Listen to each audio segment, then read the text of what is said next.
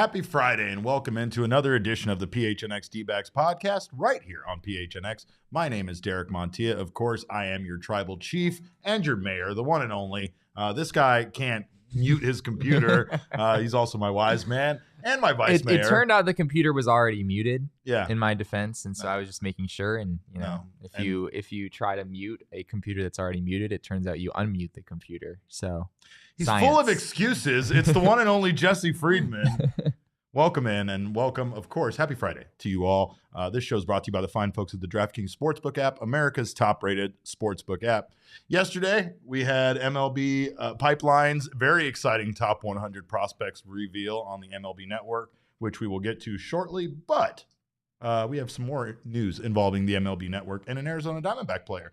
Ketel Marte has been ranked the 8th best second baseman in all of baseball by MLB.com.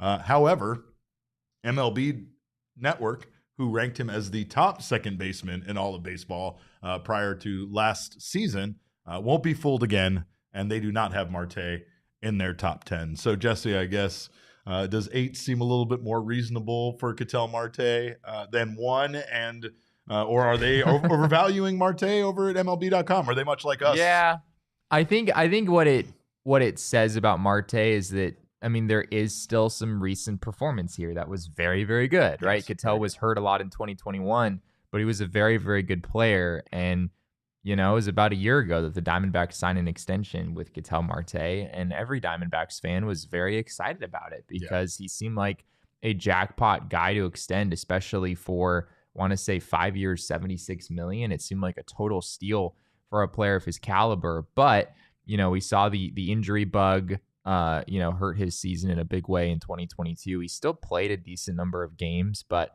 I think it's fair to say that Ketel was not really fully himself for a good portion of the year. I think the hamstring issues held him back.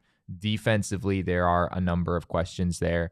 But yeah, I don't think the 8th ranking is necessarily too crazy. You look around the league and there aren't that many elite second basemen in baseball right now. Right. It's just kind of the state of the game. You look around the league, Jose Altuve, probably the clear front runner here. Andres Jimenez had an extraordinary season for the Cleveland Guardians last year. He's a guy that hopefully baseball fans will become more acquainted with in the coming years because he deserves all of the flowers in my book. Absolutely. For the season that he just had.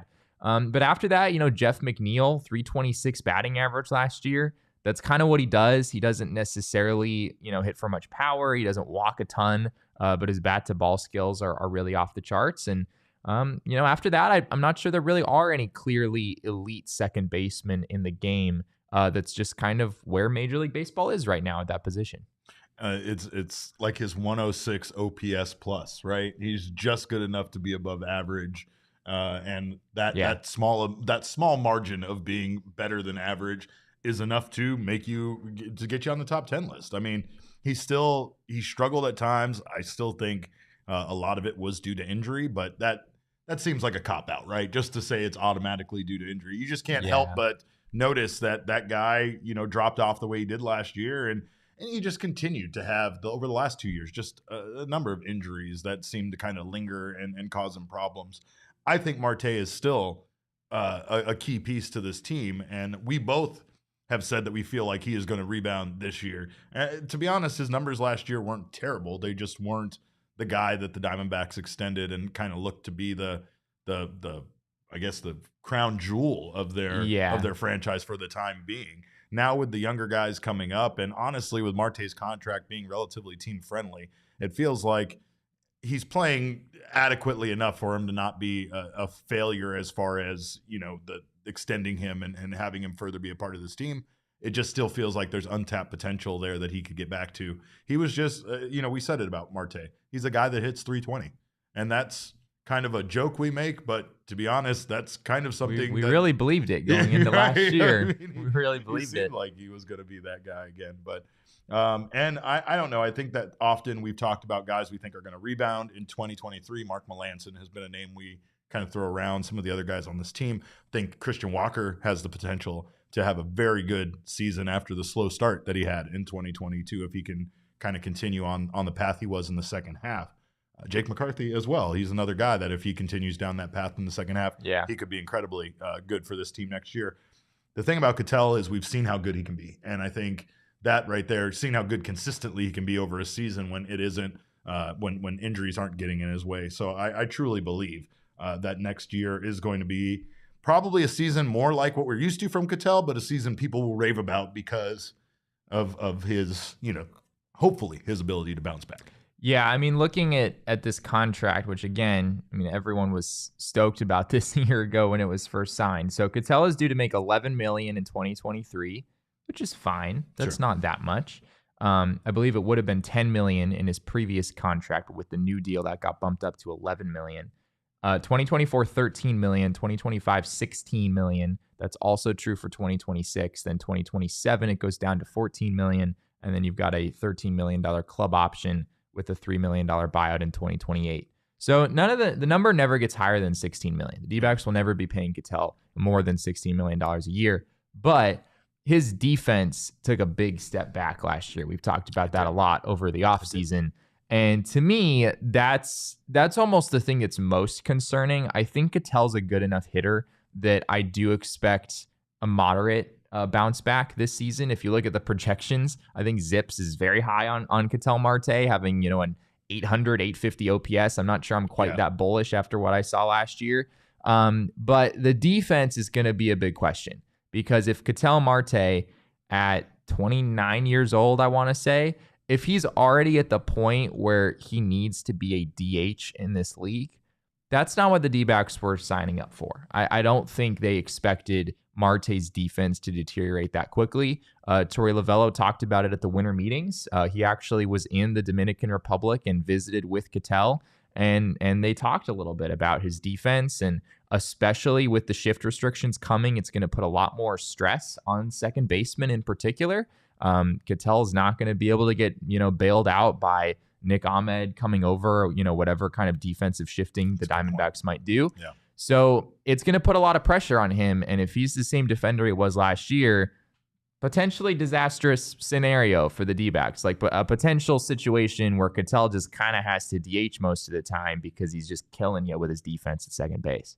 I don't know if he's going to be that bad, but it's going to be interesting to see how the defensive shift restrictions impact that. Yeah. Also, I don't know if 800 OPS is so crazy over an 800. It's not. No, it's not that crazy. It's an odd year, Jesse. It is an odd year. That's a great point. In 2019, he had a 981 OPS.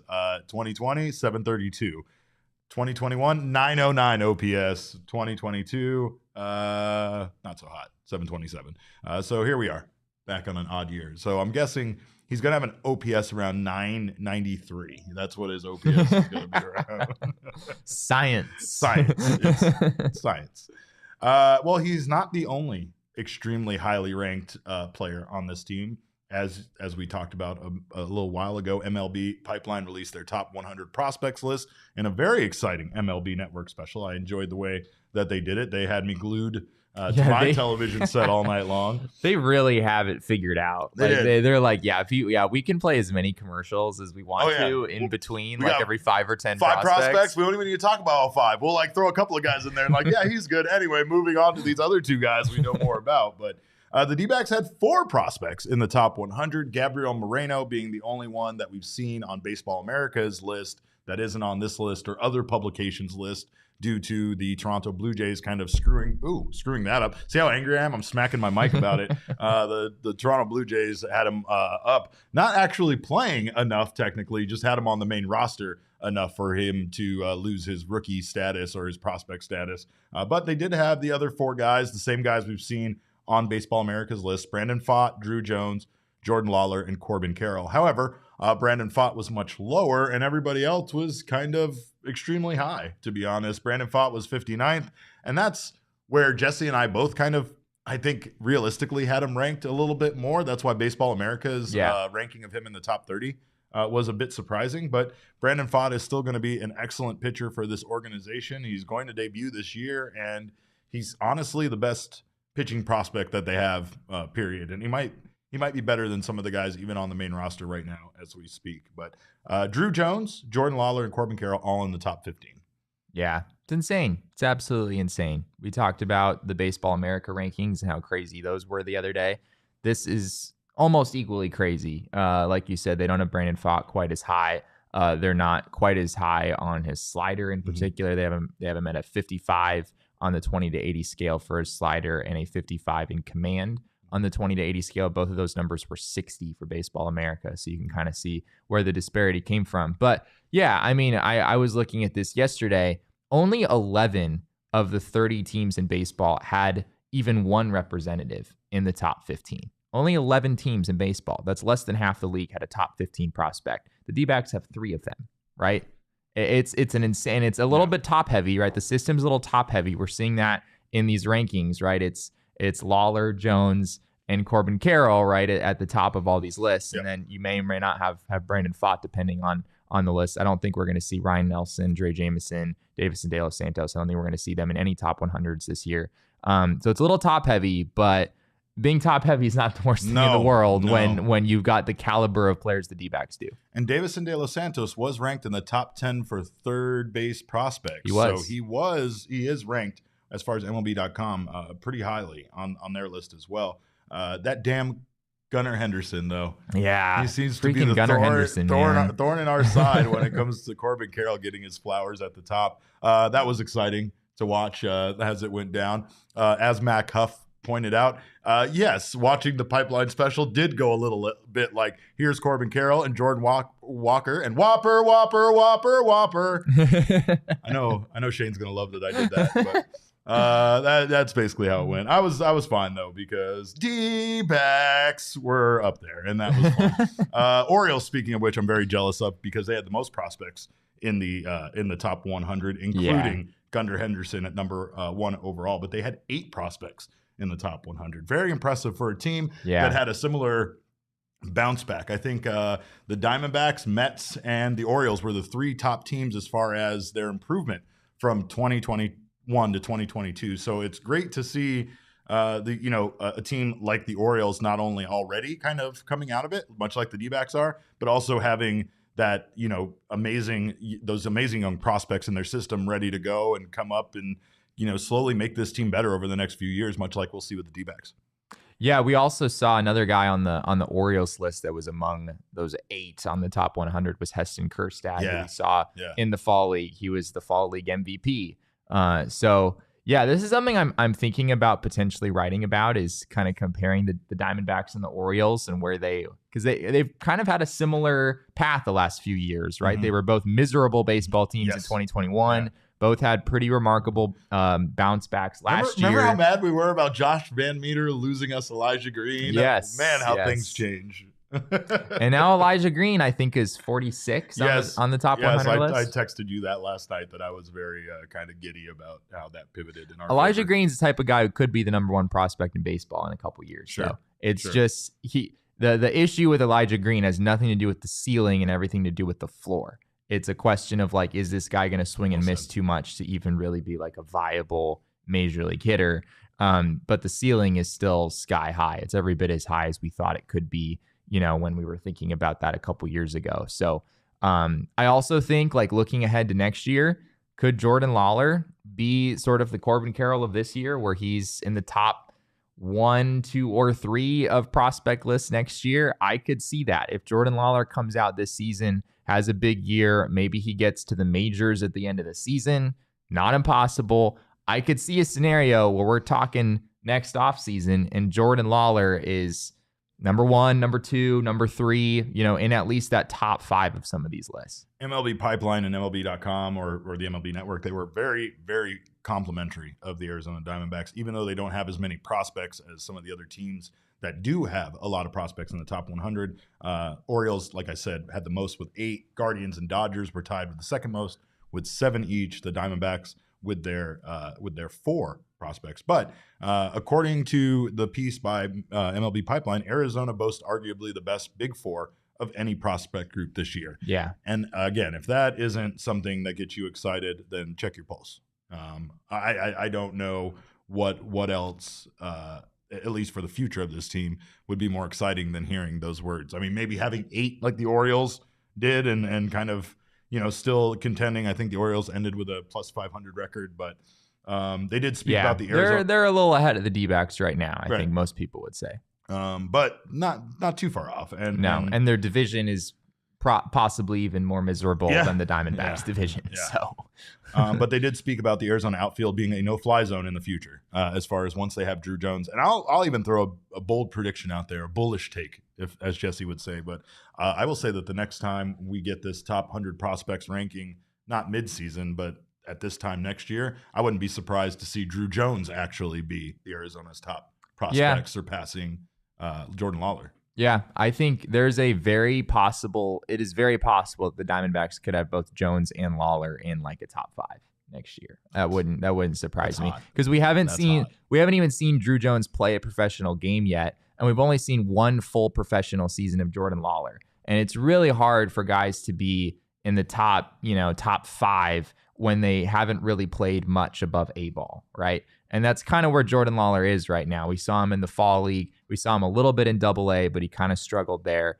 If he's able to prove some things this season, he really could move up those lists in a big way. Brett Johnson in the comments says, also, how happy are y'all that Miggy Montero is back? That's a very exciting thing. I'm very excited about Miggy Montero being back. I loved Miguel Montero.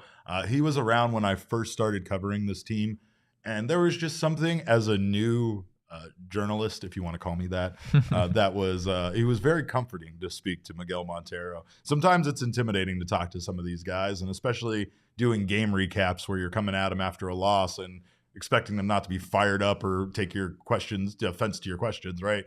Miguel Montero was always kind of a calming voice in the clubhouse, and it was always a pleasure to be around him. So it's great to have him back. And honestly, it's great to have guys back, as members of the organization now that are no longer playing ball, that are working for the Diamondbacks. I know it's an absolute pleasure to see Luis Gonzalez and Randy Johnson around the ballpark all the time. And that's D-backs love their former players, man. Yeah, so do we. We do too. Yeah, I think everyone does. Gonzo is the man, and I remind you the fact that one day he let me cut line at Dutch Brothers. Like, who does that? Who lets people cut line at Dutch Bros? An absolute baby angel. That's who. But I'm going to need Jesse. I'm going to need you, because you're always criticizing our dog noises. I need you to give me your best bark, Jesse. Roof. Oh, that's pretty good, actually. That's pretty good. Yeah, it at least sounded like a dog. I wasn't expecting you to really try, but that was good. That was really good. That was more of an overdog than an underdog. Why do you doubt me, Derek? I don't know because I haven't heard about you winning one thing on Underdog Fantasy, and that's it. That's why I doubt you. But Underdog Fantasy, of course, does daily fantasy differently. Grab 5 of your friends, get together, pick some teams, and win some cold hard cash. The highest scoring squad for that night wins that money. You can draft 6 NBA players with no positional limits, and that's it. Then you just go stats and points, fantasy points, and see who wins. It's a fun time because I don't like getting involved in entire seasons of anything. I am a fantasy football person at the most, and even that lasts way too long for me. They added an extra game to the season. What the hell? You would not survive fantasy baseball. No, I wouldn't. I barely survived a fantasy hockey season one time, and I had no business playing that. But the best part about this is you can get down on a fantasy for a night instead of an entire season. You can also get down on their pick'ems games, higher, lower, on a wide variety of stats and different categories for you to choose from. And the more that you add, the more money you can win. It's this easy to get started too. Go over to underdogfantasy.com or download the app, sign up with promo code PHNX, and Underdog will match your first deposit up to $100. And like Brett Johnson says, pitch count bets till we die. Let's go. Easy. It's easy money over at the Underdog Fantasy app. Four Peaks Brewing Company, by the way, we wanted to once again give our thanks. We had a blast over there on Wednesday. Chicken tendies and beers all over the place.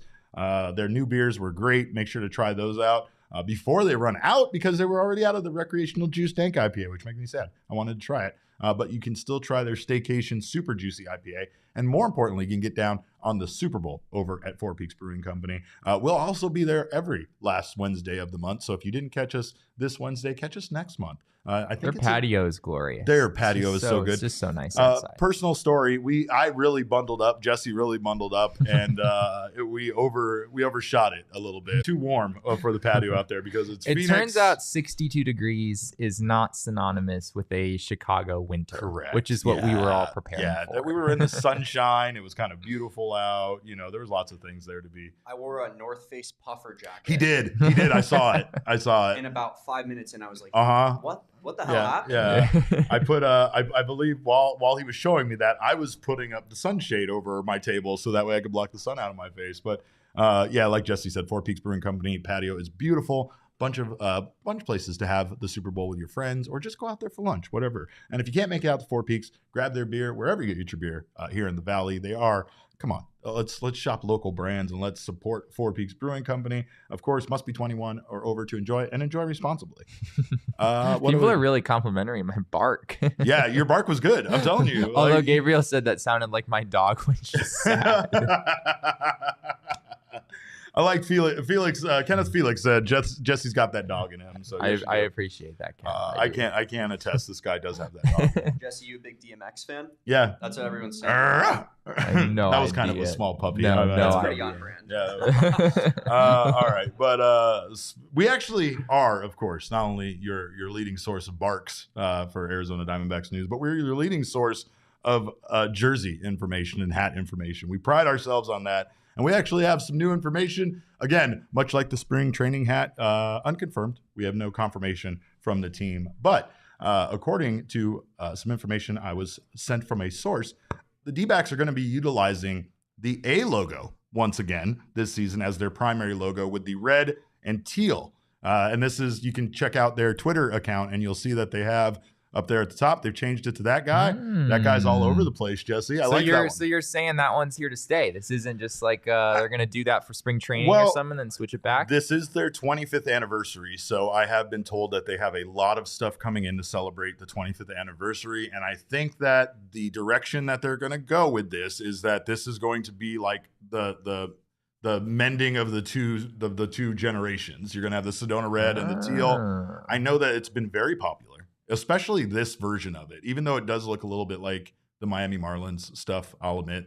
But I just love it. I think it pops on the jersey. I think all together it looks Marlins don't really have red. No.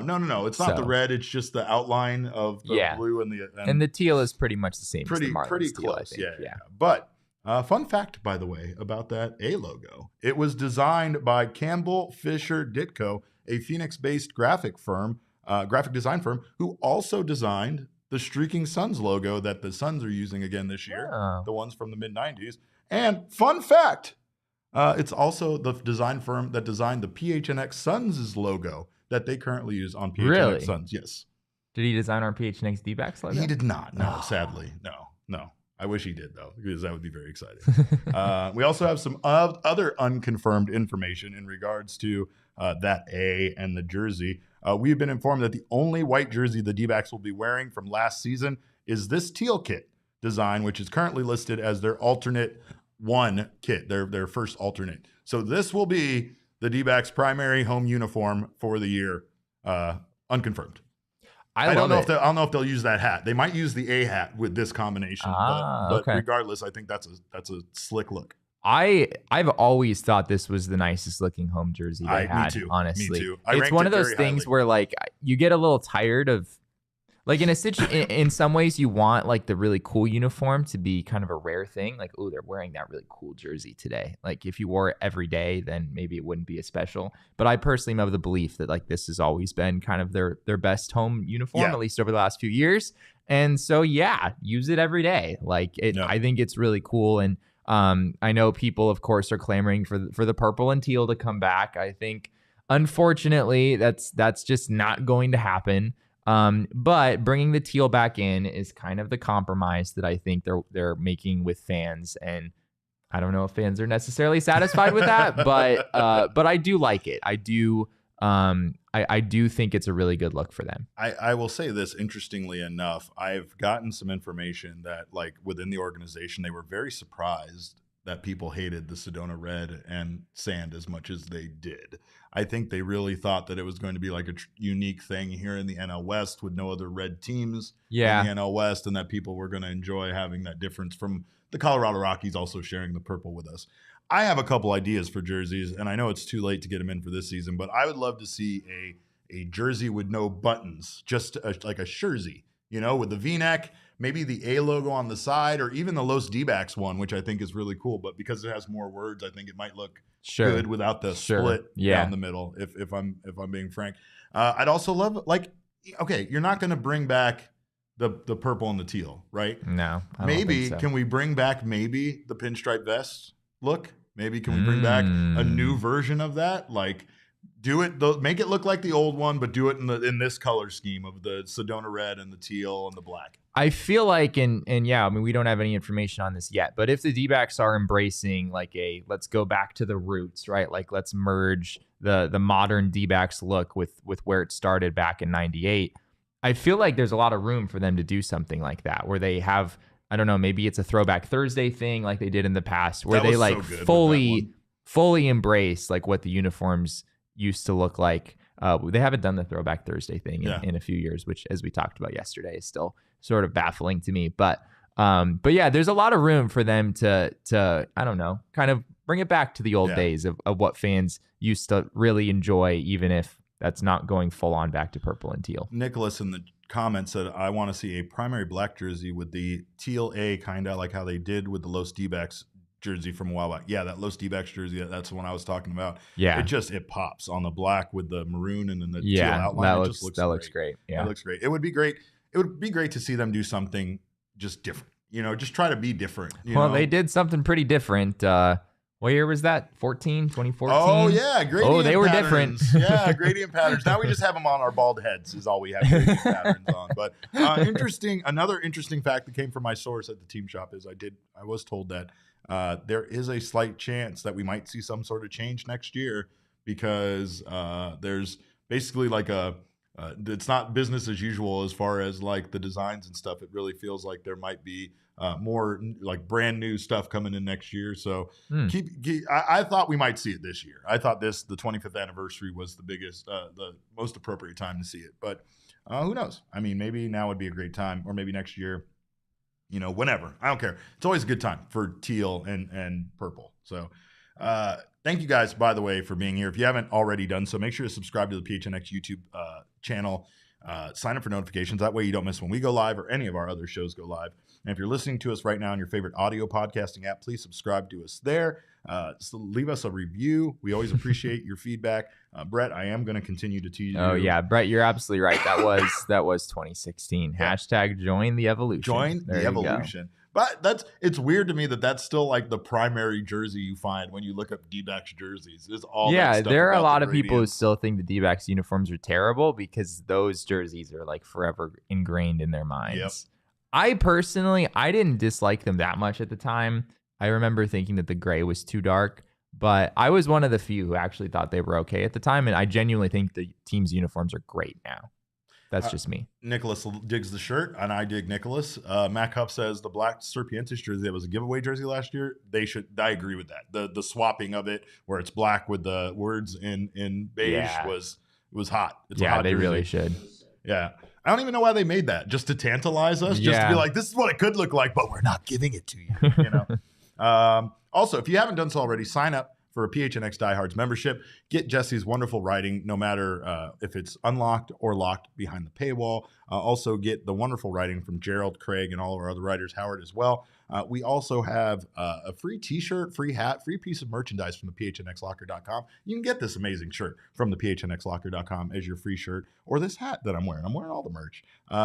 You get 20% off as well on all your future orders. You also get 20% off events and other discounts from our partners. You get members only merch, members only discounts, all sorts of stuff, members only access to our Discord, members only events, and so much more. So make sure to sign up for a Diehards membership over at gophnx.com. We appreciate you. Whether you are a member or not, we appreciate you, but we love you even more for becoming a diehard. And of course, whether you're a diehard or not a diehard, you need to send Jesse Friedman your ideas for what furniture he needs for his house, for more furniture, because this is getting exhausting. Jesse, again, just believes strongly in the Chase lounges. He asked me if they make like an outdoor Chase lounge, and I was like, no. And then he sent me like 15 they pictures. Absolutely make outdoor Chase lounges. So many of them. I was like, why would you even want that? And he said, Derek, Chase lounges in every room. But whether he gets those or not, he's going to be able to have them delivered by morefurniture.com, but I really think you should get some more stuff. Visit More Furniture on the crossroads of 45th Street, McDowell, and use promo code PHNX to get free delivery and installation on any purchase of $999 or more. This is not available online, so make sure to visit that specific location at 44th Street, McDowell for that discount. This is a limited time offer only that is valid until January 31st, exclusively for our PHNX listeners. So take advantage now. Go get your house spruced up just in time. Maybe in time for the Royal Rumble tomorrow. Maybe in time for the Super Bowl next weekend. Whatever your cup of tea is. I'm trying to cover my whole audience, and I know my audience. But regardless, go to check out morefurniture.com. Before we get out of here, Jesse and I just wanted to once again say how much we really, really miss Zack Greinke. Zack Greinke remains a free agent. And of course, that's not right. Somebody should snatch Zack Greinke up. I think the pitching ninja, aka Rob Friedman, yesterday on Twitter, dedicated his account to Greinke, maybe to help him get picked up by a team. But it was fun to reminisce and go through all of the weird times that we had with Zack Greinke. And if nothing more, I told Jesse, I've had to cover my mouth from laughing very hard at Zack Greinke and the comments he makes and how funny he just naturally is as a person. But the most fascinating thing to me about him is he's not even trying most of the time. Like the Greinke last name thing during Players Weekend, where that was his nickname. I don't even think he was trying to be funny. I literally think he was just like, what do you want on the back of your jersey, Zach? And he's like, Greinke. I mean, it's the most Zack Greinke response it really possible to that question. It's completely on brand. But of course, we went through memory lane a little bit. Friedman posted GIFs and quotes from Greinke, including a GIF showing Zack Greinke's career fastest strike at 100.4 miles per hour and his slowest strike at 51.5 miles an hour. Honestly, the 100.4 surprises me a little bit more. Than the 50, because you've seen the EFIS pitch before. We've seen it. I mean, 51.4. I mean, that's pretty insane. Yeah. But to imagine Zack Greinke throwing over 100 miles an hour is just absolutely frightening. And I know early in his career, he did have mid upper 90s stuff. I don't think he was sitting 100 or anything. I don't think he was sitting 99. But even just one pitch from Zack Greinke that was over 100 miles an hour is insane, because he has this reputation as a command artist, right? As a guy who doesn't necessarily get you with stuff, he gets you with finesse. It's no, not really. When Zack Greinke was young, he threw over 100 miles an hour at a time when very few pitchers actually did that, right? So yeah, I mean, he's an absolute treasure of a human being, and of course a major league pitcher. Hopefully we get to see one more year at least of Zack Greinke in the majors. He's a treasure of a human being. He's a treasure of a human being who one time in 2009 took on Chipotle. And I mean, not all heroes wear capes, right? Some of them wear baseball uniforms. And the reason why that quote is so special to me is because of how it ended. Zack Greinke was asked about the guacamole at Chipotle, and Greinke said this. He said, "I like the guacamole. Now, I don't really love the guacamole, so I get it when I feel like it. They changed their guacamole from $1.50 to $1.80. I mean, $1.50 is already pretty darn high, so they changed it to $1.80, and I'll never get guacamole again." And then he finished it off by saying, "It's not about the guacamole itself. I just don't want to let them win." This man is a competitor, whether he is eating lunch, whether he is ribbing his friends and ribbing the media, as Jesse and I both can attest to, or if he's just attacking someone on the mound during a baseball game. But he's not wrong, because here we are 14 years later, and the guacamole, Jesse, at Chipotle is currently $1.95. I'm surprised it's not more. I'm surprised it's not more, honestly. With how crazy inflation has been. I don't generally get guacamole at restaurants because that's honestly on the cheaper end. Like $1.95, I feel like is kind of reasonable for guacamole at this point. I feel like most Mexican joints are well past that. Well, because they want to bring you like a bowl of guacamole, even though it's understood in this scenario that I just wanted guacamole on my burrito. Right. Or I just wanted a side of it for these 3 tacos I have. I don't want a shareable bowl that you can bring to the table. That's not what the point of this is. Yeah. But guess what? They're going to charge you the same anyway. So you might as well get the shareable bowl is what I'm saying. The most beautiful part of that story, though, is that Zack Greinke's career earnings are over $250 million. Correct. Fourth most all time. Yeah.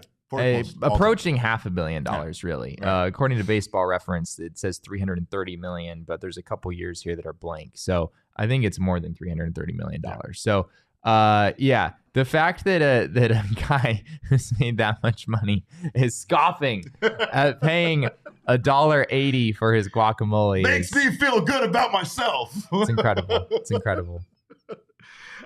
Jesse Greinke also told the same reporter who wrote this article back in 2009 a very important quote. And I want you to reflect at times how I've changed your life, how I have helped make your life better. Because Greinke, when pestered by this reporter, told the reporter, "You're not allowed to write about me if you haven't seen The Shawshank Redemption. See it and then get back to me." So you're welcome, Jesse. You're welcome that you're now allowed to cover Zack Greinke because I have cultured you by making you watch movies. Speaking of which, we need to give Jesse his next movie assignment. So we are open to any and all suggestions. We'll put a tweet out there. We'll pass the Christmas movies. Yeah, we are. Yeah, Die Hard. Die Hard was the end all be all of Christmas movies. So that we put a bow on that. But whatever your suggestions are, baseball movies, football movies, maybe movies that don't have anything to do with sports, that'll really blow his mind because I don't know if he's ever seen movies that don't involve sports. But Shawshank Redemption. Yeah, Shawshank Redemption. There's baseball in it, right? Yeah, that's fair. Gotcha. All right. Well, make sure, like I said, to tweet us your ideas or leave it here in the chat. We always love hearing you. But make sure, if you haven't done so already, to sign up for the DraftKings Sportsbook app. It's conference championship time, y'all, and it's time to make some money. There's only a few more shots to win big on the playoffs with DraftKings Sportsbook, an official sports betting partner of the NFL. There's 4 NFL teams, 2 conference championship games, and a whole lot of money on the line. Counting down to Super Bowl 57, new customers can bet just $5 and get $200 in free bets. That easy. Download the DraftKings Sportsbook app and use our promo code of PHNX and bet that $5 on the conference championships to get $200 in free bets instantly. Only at DraftKings Sportsbook with code PHNX. Minimum age and eligibility restrictions apply. See show notes for details. I also took some NBA action. They had an odds boost tonight for if the I think it was the Milwaukee Bucks winning and the Golden State Warriors winning, and they're both favorites in their game. Seems like a no-brainer. We'll see if I'm back here on Monday. Talking about how much money I won. But I do know, regardless if I win or lose, I'm going to save money. Just like Zack Greinke on guacamole by not purchasing it, I'm going to save money by waiting until the last minute to buy my tickets at game time. Of course. Zack Greinke would definitely use the game time. Oh, 100%. 100%. See, Zack Greinke is a man of culture and class, and Zack Greinke knows that he's a very busy man. There's no way he can make plans 6 months in advance? Like, I'm supposed to know already that I'm going to go to Pink in September at Chase Field? What? I might be dead by then. I can't invest in tickets this early, so I'm going to wait until the last minute. I'm going to go see Pink at Chase Field by saving 60% the day of the concert, and I'm going to be a happy guy, and you can too. Save up to 60% on tickets when you buy them last minute. It doesn't matter. Concerts, movies, or not movies, I guess they are movies, but shows, stuff out of Gamage, all sorts of things, sporting events, of course. And the best way to support us is by buying your tickets through the link in the description.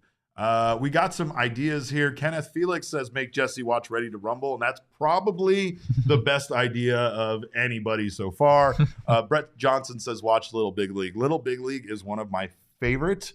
Like, I don't even classify it as a kid's baseball movie. You can be a full-grown adult and see it for the first time and enjoy the hell of that movie. We didn't make it through. There's a number of baseball movies that are still on the list. Yeah. I think that we have to get. We got to make sure Jesse watches. Maybe everyone. that's where we go. Maybe that's where we go. Gabriel has Goodfellas on there. I just don't know if Jesse's ready for Goodfellas yet. I mean, he did make it all the way through Shawshank Redemption. So can we talk about Gabriel's earlier comment? Which one was that? He said the day they charge me for ranch, I'll burn the establishment down to the ground. But my question is, we're talking about Chipotle here?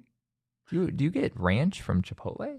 Look, don't judge the man. Don't judge the What man. would you put? I've gotten ranch on a what chicken would you burrito put- before. That's prisonable. That's a prisonable offense. No, Ranch at Chipotle. Yes, no, it is. absolutely not. Absolutely not. You guys are just painting yourself into a corner that I think they're burrito can doing only you a be certain favor things. by charging for ranch because they're trying to like discourage you. Like, are You know who sure charges you really for wanna ranch? do this? You know who doesn't charge for ranch but puts it on a burrito or a wrap? Salad and Go, Jesse. Salad and Go. They have several wraps that are wrapped like a burrito that they put ranch in. So I don't yeah, even but wanna hear it's not. It's I don't not even same wanna as hear it. Chipotle. Chipotle and Salad and Go, not really comparable.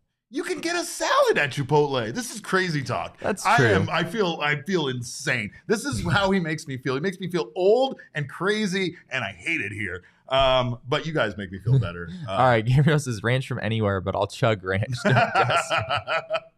All right. Well, we need to get video of that. Ranch is Gabriel, one for of the sure. better condiments. Like of all the American condiments, ranch is one of the better ones. Yeah. All right. I'm not going to argue with that. I put ranch on a lot of stuff. So Yeah. I guess we do agree on something before we go. But if you guys agree that we are an enjoyable podcast, make sure to subscribe to us everywhere you do that as well. Follow us on Twitter. I'm at Cap_Caveman with a K. This guy's at Jesse N. Friedman. Our show is at PHNX D-backs. We are so close to 5,000. So any support you can offer us there, we would appreciate it. And we have a bunch of stuff to give away, by the way. So let's hit 5K and give some stuff away.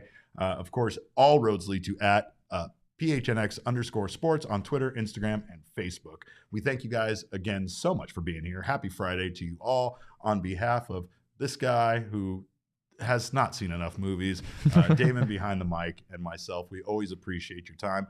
And remember, kids, baseball is fun, but it's so much more fun when Ketel Marte is the best second baseman in baseball.